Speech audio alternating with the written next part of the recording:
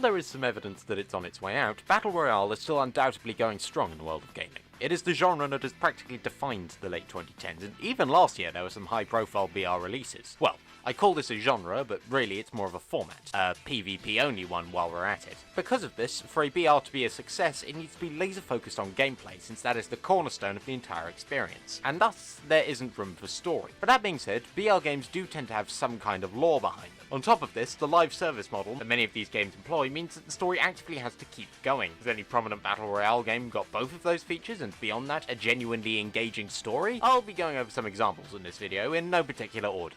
Well, no order, with the exception of blind favoritism.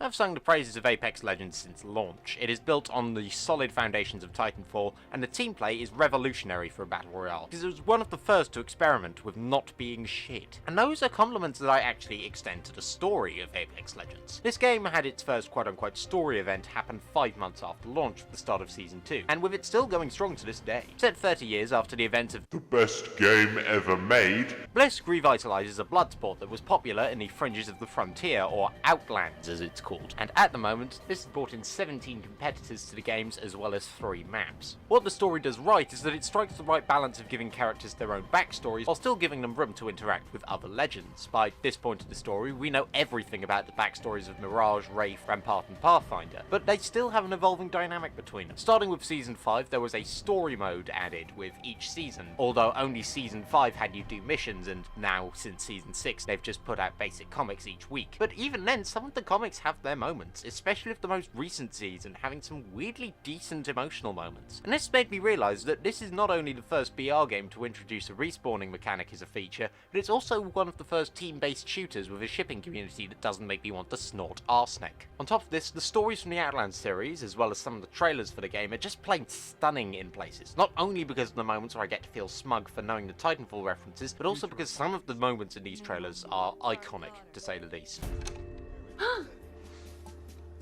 X gon' give it to you. Fuck, wait for you to get it on your own. X gon' deliver to you. I know I just spent a paragraph geeking out about background lore to a live service game by EA, and that isn't very cool. So to balance this out, I'm going to shit all over a live service game by EA's lore.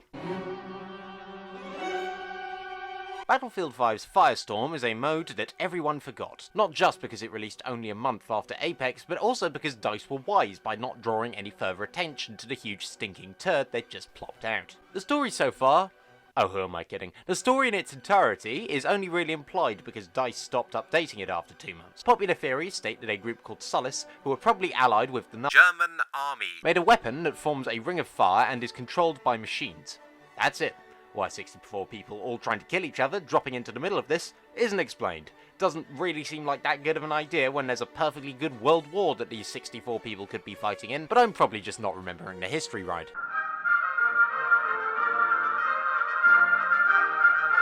Men of Britain, your country needs you. To drop into an abandoned forest in Norway to get some fat fucking dubs. Narvik. More like Narvik Royale, am I right?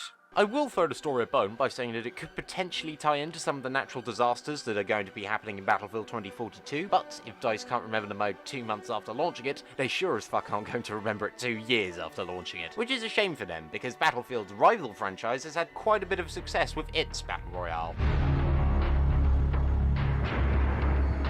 Warzone is currently at the top of the BR food chain in terms of attention, even if the attention is mainly, Jesus Christ, look at how broken Warzone is. I was quite an avid player for a portion of last year, but deleted it after the updates got too big. However, the updates were there to progress a story, which some would argue is a little unnecessary. You see, Warzone is attached to 2 games with fairly decent single-player modes, so adding stories past that would be fairly redundant, especially considering that the player does not have as much involvement in the progression of these narratives. Activision doesn't seem to think so. The story so far is that there is a city in Russia called Verdansk. It gets invaded by quote-unquote terrorists. They really don't go into more depth than this. Led by Zakhaev and Al-Assad. The operators sent to stop them are forced to fight amongst each other as chemical weapons are released on Verdansk. 4 seasons and more cameo appearances from the Modern Warfare campaign later, they stop Zakhaev from launching a nuke. But that doesn't matter because zombies invade, and so they have to nuke Verdansk anyway. But none of that matters because it's in the 1980s now, and the anti-American group Perseus are trying to do the plan that failed in Black Ops 1. But it's not as exciting because we know what's happened to Adler, and we know that it's all going to be fine in the end because this is a prequel to Modern Warfare, which is ostensibly our world, except there's also a city that got nuked because of fucking zombies. This also isn't helped by the fact that the cast of operators expands every season, and yet they are forgotten the next season. So each operator just feels like a throwaway masked villain of the week to drive extra sales. But inadvertently, this means that Black Ops Cold War now really feels like it's set in the 1980s. Not because of the actual setting, god no. It's because each season's story feels like an episode of G.I. fucking Joe. In fact, despite it being set in the Cold War, I can name another battle royale whose story covers international espionage better than Warzone's, and that is...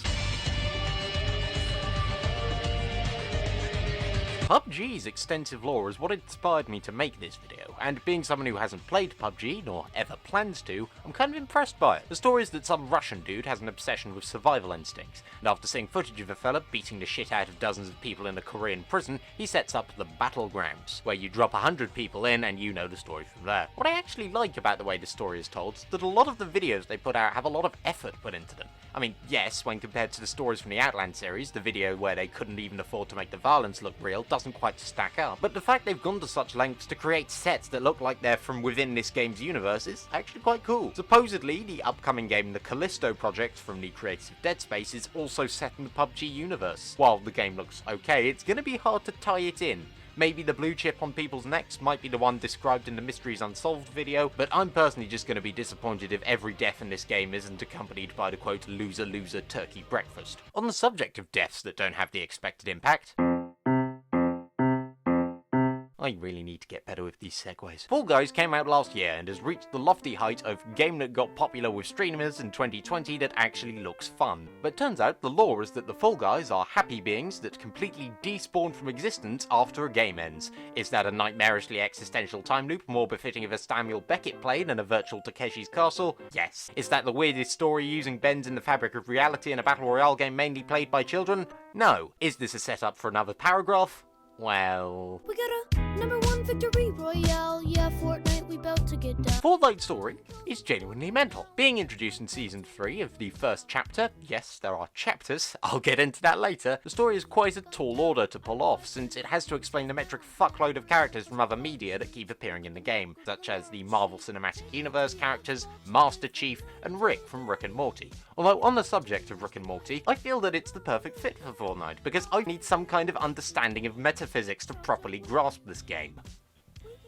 It starts off with a metaphysical anomaly called the 0 point, which forms a time loop, and that is why people are continuously going to fight each other on this island called Athena. 10 seasons worth, the universe throwing a shit fit later, a mysterious group have to create a rocket to form a black hole to prevent reality from collapsing in on itself. Are you keeping up? This starts Chapter 2, which is effectively the Steel Ball Run universe of the Fortnite world. Yes, those are words that came out of my mouth. At the moment, Batman is now a recurring character, Kratos is here for some reason, and aliens are just a regular occurrence. In 2018, it was common to make fun of Fortnite YouTubers for getting every video to 10 minutes, but frankly, having to read a summary of this story, I'm honestly kind of impressed they didn't make them even longer. So there you have it. Fortnite's story may not be easy to understand, but goddamn, it sure is the best adaptation of the Sonichu comics out there.